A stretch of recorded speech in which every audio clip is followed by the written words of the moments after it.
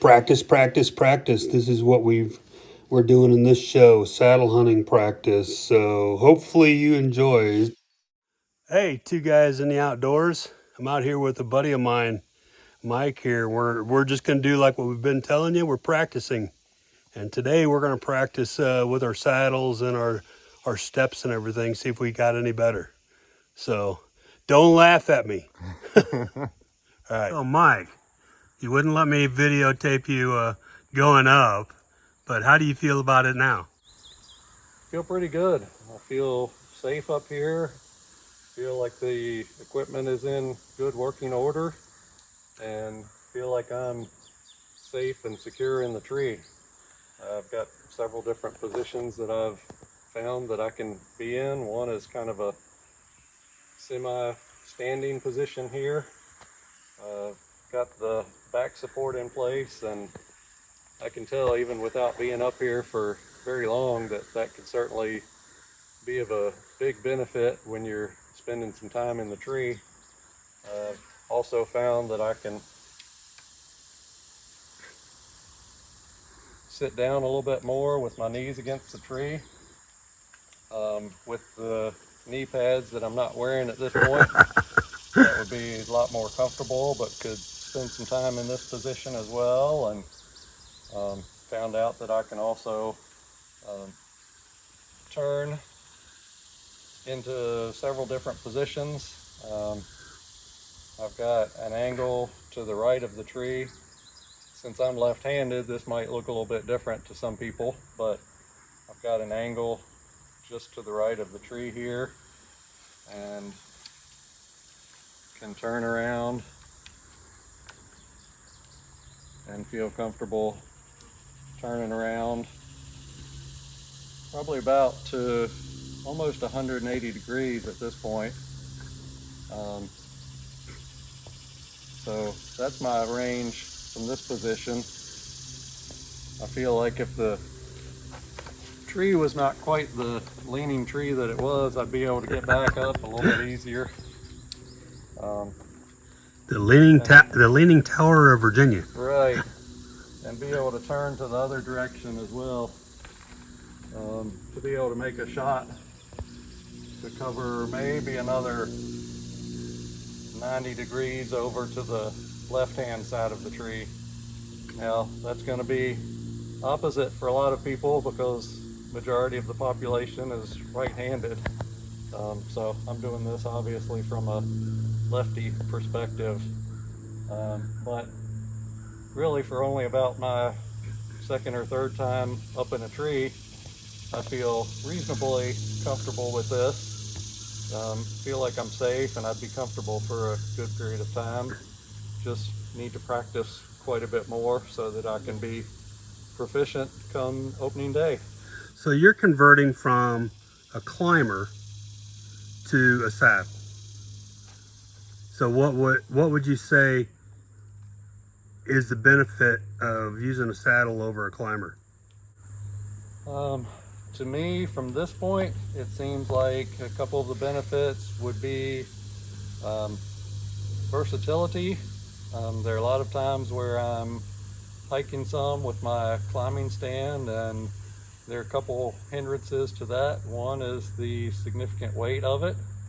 I don't want to do a lot of hiking or traveling with it just because of the weight and the hilly terrain that we're in this area. Also just the versatility of saddle hunting and being able to pick trees that I wouldn't normally be able to climb with the climbing stand.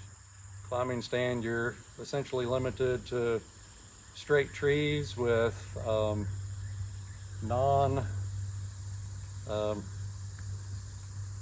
with a little bit better bark on them, better bark characteristics, and absolutely no limbs coming out of the trees until you get to your stand height.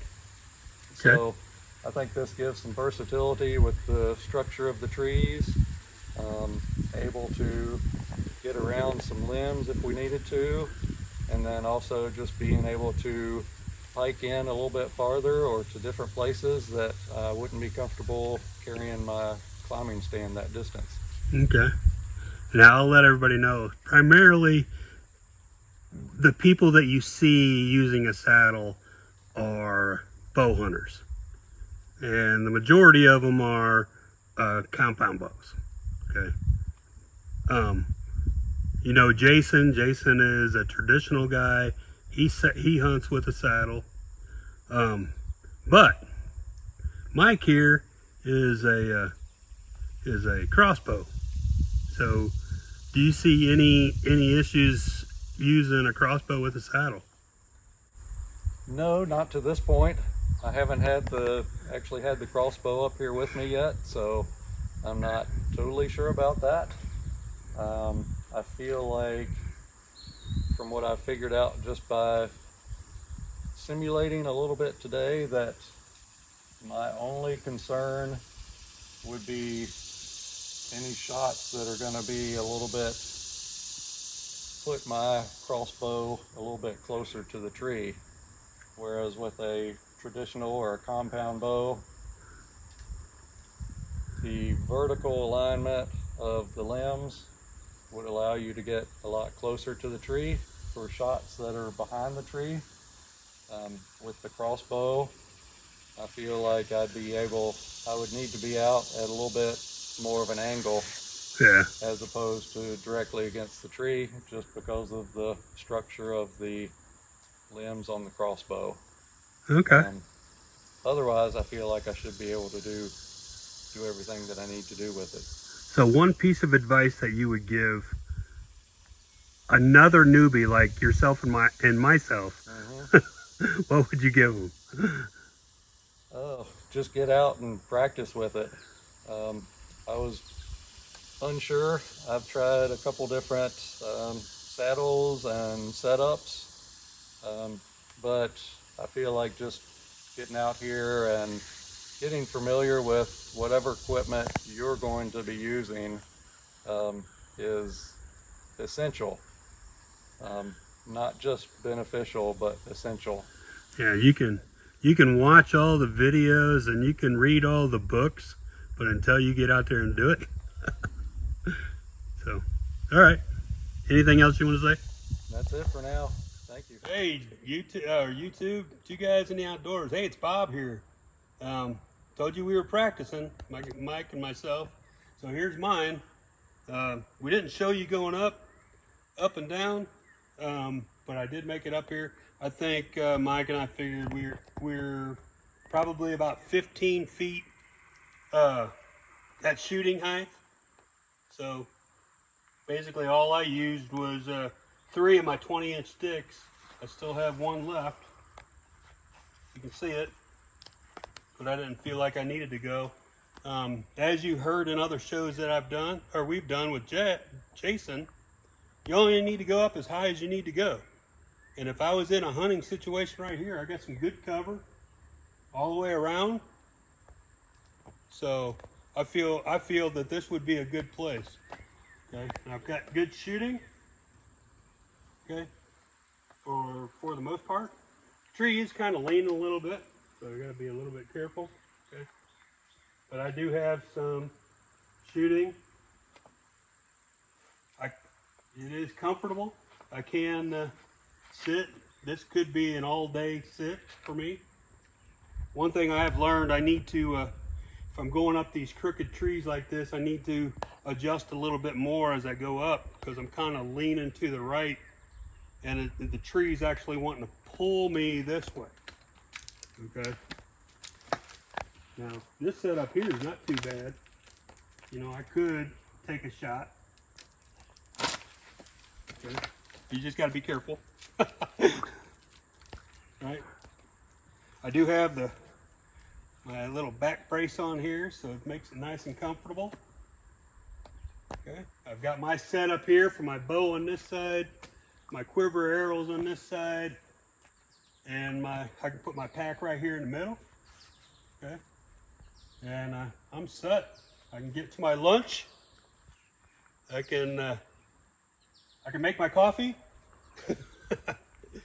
But yeah, I think this is a pretty good setup. I left the linesman's rope climbing rope on here just for no apparent reason. But yeah, what do you think, Mike? Well, maybe talk for a minute about what you found out, at least for you personally, about climbing with the tether or with your linesman belt. Yeah, I did it. I did an experiment today. I was going to just climb with the tether. I've been thinking about that and just going from there. That way I'm completely tied to it versus just using my linesman's rope.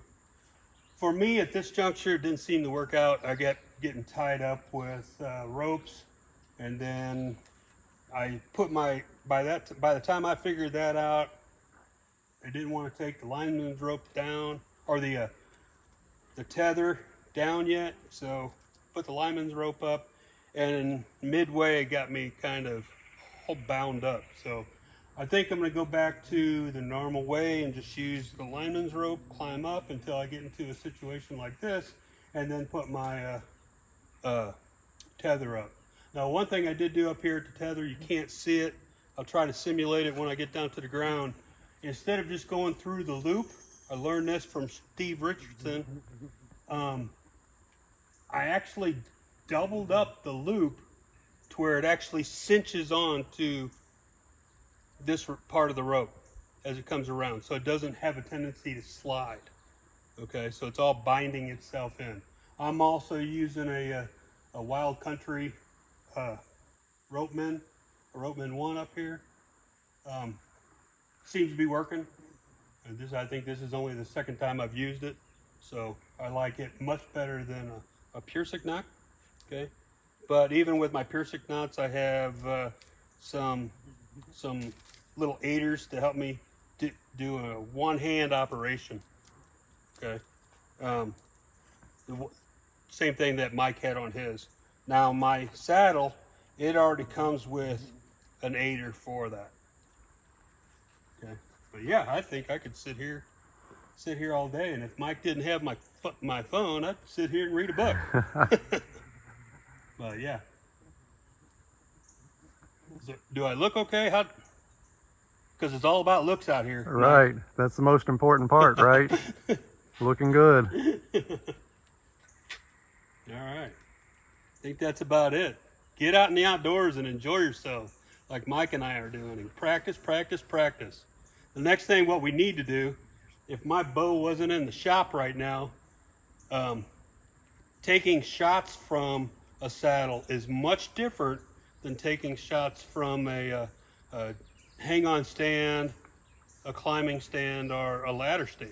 Okay, so that's the next thing. I've shot some. I know I can do it from this angle over here. Okay, just the opposite angles and all that other jazz, the fancy stuff, I haven't been able to practice yet. Don't know if I will, because I'm going to try to set up in such a way that where the deer come into where I want my shooting zone to be. Okay, and that's what most people do anyway, even if you're in a lock-on or whatever. So yeah, I think it's been a fun day so far. So thanks for watching, and stay tuned for more of our videos. Please subscribe, leave a comment, share with a friend, and like this show.